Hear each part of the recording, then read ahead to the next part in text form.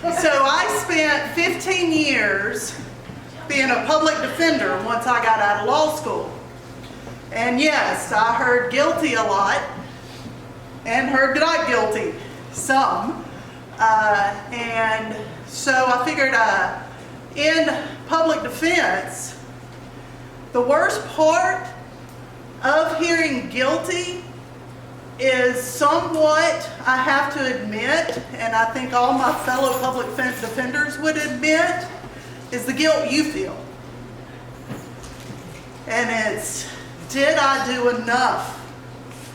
Did I present the right story? Did I research this enough? Did I do all the investigation?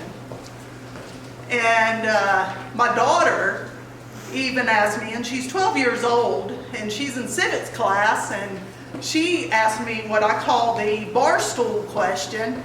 Mommy, how'd you do that? When they were guilty, how did you represent them? And I was like, damn, the 12-year-old hit me with the bar stool question. And I said, well, baby, you know, everybody deserves a chance. Everybody deserves somebody on their side. Everybody deserves someone to listen and try to tell their story. And everybody deserves in America a fair trial. And sometimes that's all I can give. And yeah, I've represented very, very, very guilty people. And that question of, did I do enough, was sometimes, did I do enough to even try to negotiate something better for them and tell their story to the prosecutor? Or talk with their family. So there's a lot of guilt in that, and a lot of my fellow public defenders carry that guilt. And it ultimately became such a burden to me, and compassion fatigue, secondary trauma, these are things that you hear of, and I started to experience them horribly.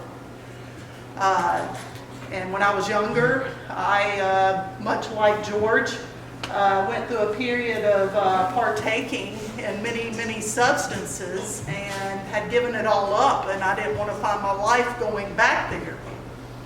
And so as much as I loved public defense, I gave it up. I just couldn't do it anymore.